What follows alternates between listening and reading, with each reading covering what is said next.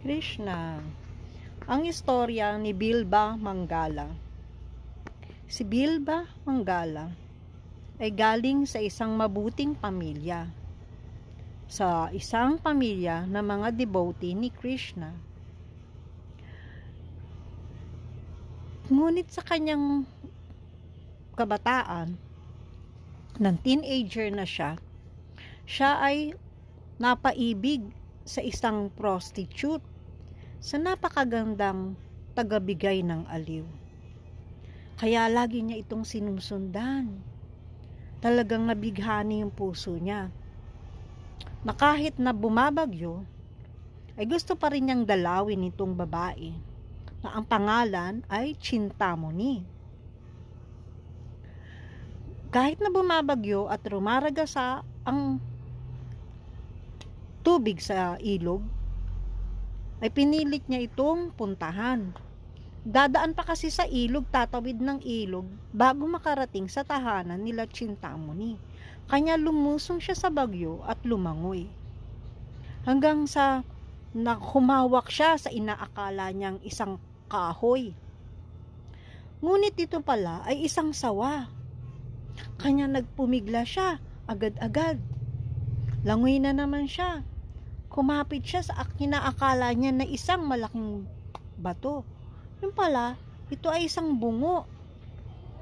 Ngunit, nakatawid pa rin naman siya sa kabilang ilog kahit na malakas pa rin ang bagyo. Nakita niya ang tahanan nila Chintamani. Nasa may mataas itong pader at bakod. Pinilit niyang akyatin ang bakod. At naakyat naman niya. Nakarating siya sa tahanan mismo nila Chintamani at nakita siya ni Chintamani. "Oh, anong ginagawa mo rito? Ang lakas-lakas ng bagyo." Sabing gano'n ni Chintamani. Ang sagot naman ni Bilba Mangala, "Tinawid ko ang rumaragasang ilog at saka ang matinding bagyo, malakas na bagyo, para makita ka lamang. Dahil ganyang kalaki ang pag-ibig ko sa iyo." Sabing gano'n ni Bilba Mangala.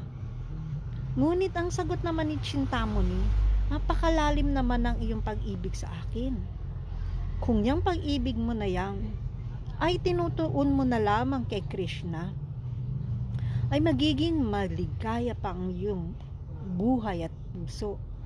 Sa ngayon, ang iniibig mo lamang ay itong katawan na to, ang kagandahan lamang ng katawan ko, na punong-puno ito ang katawan ko ay punong-puno lamang ng binubuo ito ng dugo, laman, plema, ihi, buto, na may katapusan din naman, tatanda din naman ito, at mawawala ang kagandahang iyong hinahangad at minamahal. Ngunit kay Krishna, mananatiling fresh at punong-puno mo ng pagmamahal ang iyong puso dahil siya ay hindi tumatanda. Siya ang pinaka-attractive na tao. At nakapagbibigay siya ng lubos-lubos na kaligayahan na walang hanggan." Sabi niya ganun. Napaisip si Bilba Mangala. Sa pakiwari niya, ay kinausap siya ni Krishna at ginamit ang babaeng ito. Kanya nagtinu siya. Mula noon ay nagpunta siya dun sa gubat ng Brindaban at nag-meditate. Nag-meditate siya, muli ay binalikan niya ang pagiging devotee ni Krishna. Ngunit sa kanyang pagme-meditate kalaunan, merong dumating na babae na kumakanta. Nabighani siya sa tinig ng magandang babae. At tinignan niya, hinanap niya, nasaan kaya nagmumula ang tinig na yun? Ang ganda-ganda. Tapos nakita niya, sinundan niya kung saan nagmumula ang tinig. Nakita niya, napakagandang babae, napakaganda. Sabi niya ganun. At sinundan niya ito, kung saan ito patungo. Gusto niya itong kausapin. Nung kakausapin niya na, ay biglang may dumating na lalaki. Tapos namangha siya. napatigil siya. Nakita rin siya nung lalaki. Sabing ganun, "Oh, gusto mo yatang makipagkilala dito sa aking asawa?"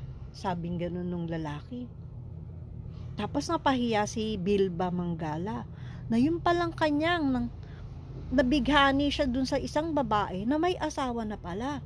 Sabi niya ganun, hiyang-hiya siya. Patawad po, sabi niya ganun. At ito na naman, nabighani na naman, napukaw na naman ang aking matinding pagnanasa. Sabi niya ganun. Patawad po, sabi niya ganun. Pagkatapos ay nanghingi siya ng hairpin doon sa babae. Hairpin na mula sa kanyang buhok. Binigyan naman ng babae yung hairpin kay Bilba Manggala. Namangha sila dahil bigla tinusok ni Bilba Manggala ang kanyang mata. "Bakit mo ginawa yan?" sabi ng dalawang mag-asawa. Tapos ang sagot ni Bilba Manggala, "Para maging mabulag na ako. Para matapos na itong matinding pagnanasa na akin na namang nararanasan. Upang mapigilan ko ang aking mga senses," sabi niya ganun. Kaya mula noon, nagbulag na siya. Nagbalik ulit siya sa gubat ng Brindaban. At doon, pinagpatuloy niya ang meditation kay Krishna. Lagi siyang nagme-meditate. Lagi niyang iniisip si Krishna. Kalaunan, ay may dumating na isang batang lalaki. Si Krishna. Ginawa siyang kaibigan nitong si batang Krishna. Nag-uusap sila lagi tuwing hapon. Pinupuntahan ni Krishna si Bilba Manggala sa kanyang pwesto sa hapon. Tuwang-tuwa ngayon itong si Bilba Manggala. Napaka-sarap ng kanyang pakiramdam. Alam niya na si Krishna itong batang ito. Dahil nag-uumapaw lagi ang kanyang kaligayahan. Gustong-gusto niya ang kasama si Krishna. Nagkukwentuhan silang dalawa. Kakaiba ang nagkaroon sila ng relasyon dalawa, magkaibigan na sila. Pagdating ng umaga, tanghali, ay tuwan-tuwa na si Bilba Manggala. Parang nagkaroon ng panibagong sigla ang kanyang buhay mula nang nakilala niya si Krishna.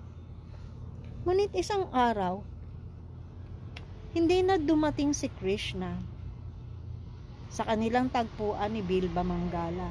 Naghihintay doon parati si Bilba Manggala, ngunit walang Krishnang dumarating. Ang sabi niya ganun, "Kahit na hindi ka na dumating dito sa akin, Krishna, mananatili ka sa aking puso at kaisipan. Hindi na to mawawala sa akin." Sabi niya ganun.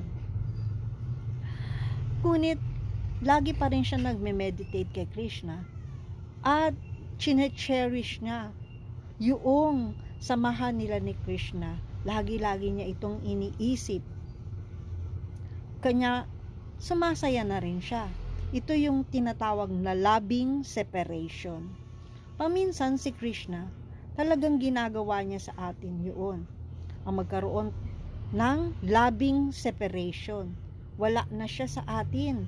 Hindi na siya nagpakita upang madagdagan. Lagi-lagi natin siyang naisin. Madagdagan ang ating pagnanasa na makapiling siyang muli. At ganito naman talaga si Krishna. Pagka na-attract ka sa kanya, ay hindi ka na niya papakawalan. Lagi mo na siyang maaalala. Lagi mong maaalala kung gaano ang kaligayahan na iyong nadama nung siya ay kasama mo o may connection ka kay Krishna. At ang ating connection, kahit nawala si Krishna sa ating piling, ang connection naman natin sa kanya ay ang holy names. Dahil ang holy names mismo ay si Krishna na. Si Krishna ay walang pinagkaiba sa